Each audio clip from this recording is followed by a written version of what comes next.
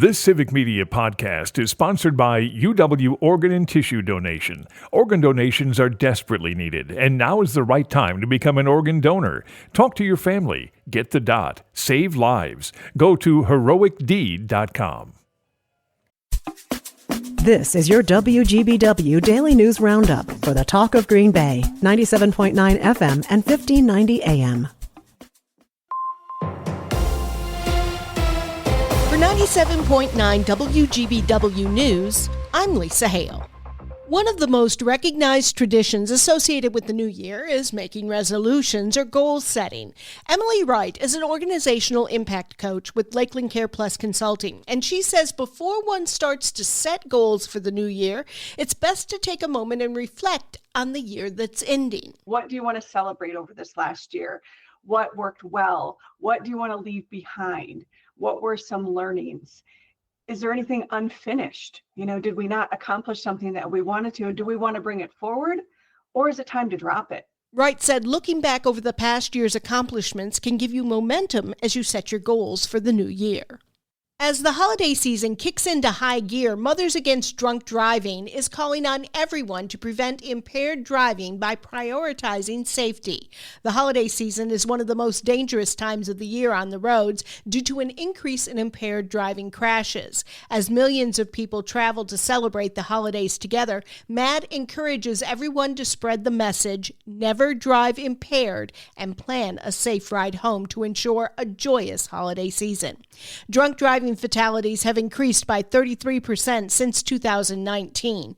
Every 78 seconds, someone in the United States is killed or injured by a drunk driver. MADD Wisconsin says those hosting this holiday season can also take proactive steps to ensure everyone's safety. By helping guests plan a safe way home, offering a place to stay, or arranging a ride share, hosts can play a crucial role in preventing impaired driving crashes and creating a safer holiday for all. Believe it or not, the deadline to file to run for office in the next election is coming up really soon. With more on that, here's Civic Media's Jimmy Kuska. Are you interested in running for a local nonpartisan office this spring? Now is the time to get your paperwork in. To get on the ballot for the upcoming spring election, you'll need to be eligible for the office you're running for, file a notification of candidacy, circulate nomination papers, and file a campaign finance form. If you don't file your paperwork in time, you can still register as a write-in up until noon the Friday before the spring election on April 1st. If needed, a primary will be held on February 18th. For Civic Media News, I'm Jimmy Kuska. Find more information, including the forms you need to file, on the Wisconsin Elections Commission website. State taxpayers will have to pay the $240,000 legal bill for a group that sued over an election investigation. A Dane County judge last week ordered for the state to pay American Oversight's legal costs.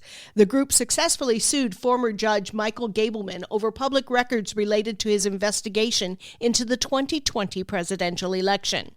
The lawsuits involved Gableman's legislature-supported investigation into the allegations of fraud in that election and accusations that his office broke open records laws by not turning over the requested documents quickly. The appeals court also overturned a lower court ruling holding Gableman's office in contempt.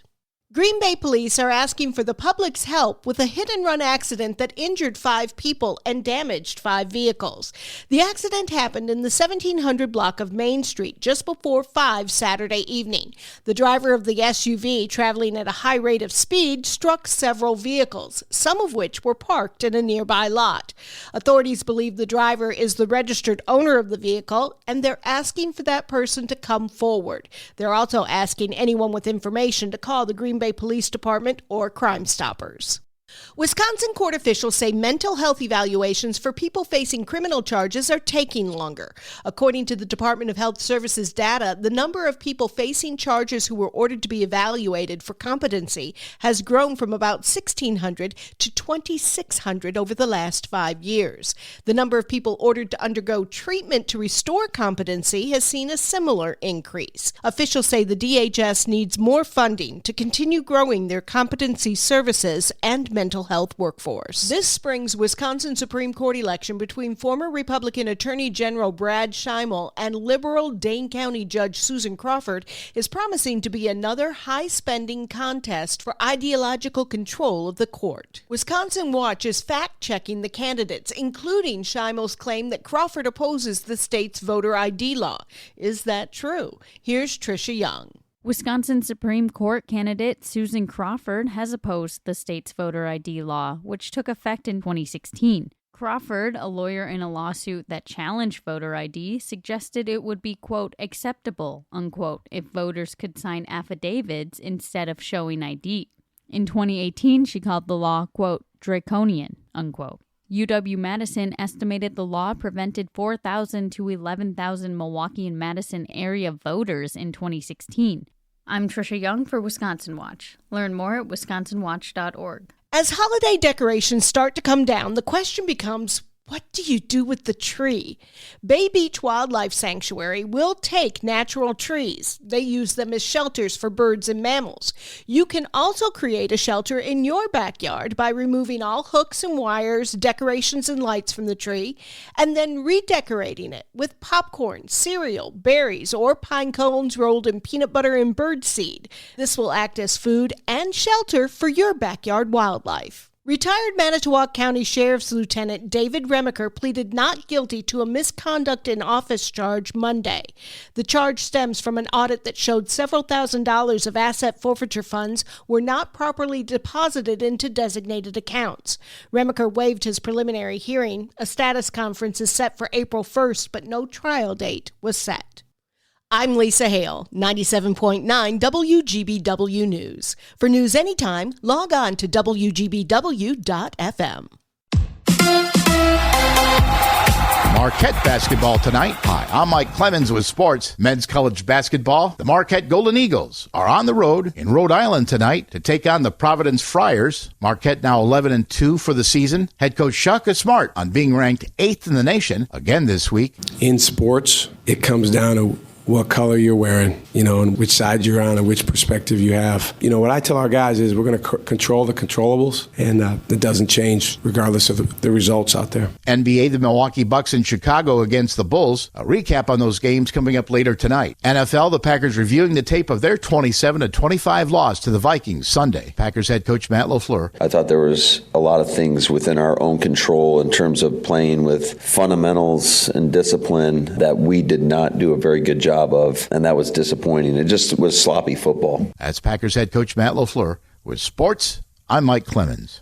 On your entertainment beat, I'm Pete Schwaba. People seem to notice the variety of well-reviewed films playing at the box office currently and headed to the big screen over the weekend. Sonic the Hedgehog Part 3 took the top spot at the gate with $38 million and is currently at $137 million in its first 2 weeks in theaters. The Lion King's Mufasa took a close second place with $37 million and change in its second week and is showing some good word of mouth as it is actually outperforming its haul from last week. People also wanted a little horror over their holiday as newcomer Nosferatu, which opened on Christmas Day, surprised prognosticators by pulling in $40 million over 5 days and $21 million over the weekend. Wicked and Moana 2 rounded out the top five, with Wicked pulling in $19.5 million and Moana 2 pulling in just over $18 million. Also opening on Christmas Day was the new Bob Dylan biopic, A Complete Unknown, which pulled in $23 million over 5 days and finished in 6th place last weekend with $11.6 million.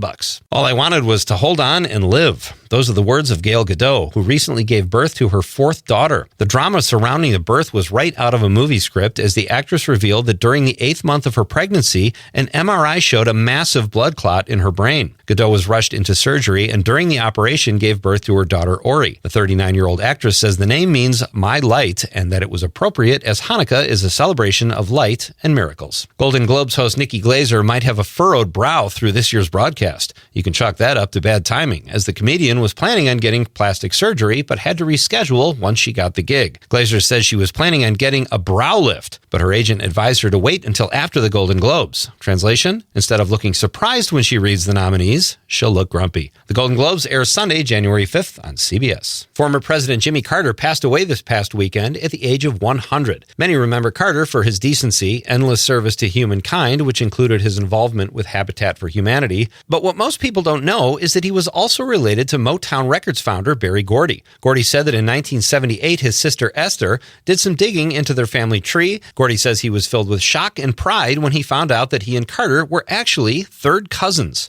There's as much drama off-screen surrounding actress Blake Lively and actor-director Justin Baldoni as there was on-screen for their film It Ends With Us. Following Lively's lawsuit claiming Baldoni sexually assaulted her and launched a smear campaign against her, Baldoni is filing a countersuit claiming Lively and her team launched a smear campaign against him. Does anything good ever come from a Hollywood smear campaign? Oh yeah, publicity. For more showbiz fun, tune in to Nightlight with me, Pete Schwaba, weeknights from 6 to 8 p.m. on the Civic Media Radio Network.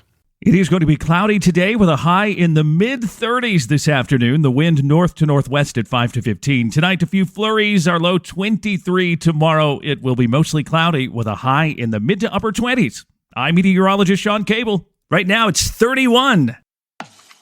That's your WGBW Daily News Roundup from Civic Media. Subscribe to this podcast on Spotify, Apple, or wherever you find your podcasts. Find more news at WGBW.FM. The national news cycle never stops, but it can be hard to find news about your local community. Civic Media is dedicated to providing quality local and state news coverage across Wisconsin. With the Civic Media app, you can get notifications about local stories that matter to you and your community. Find the free Civic Media app in your phone's app store and choose notifications from the menu to tell us what kind of news you want to hear about.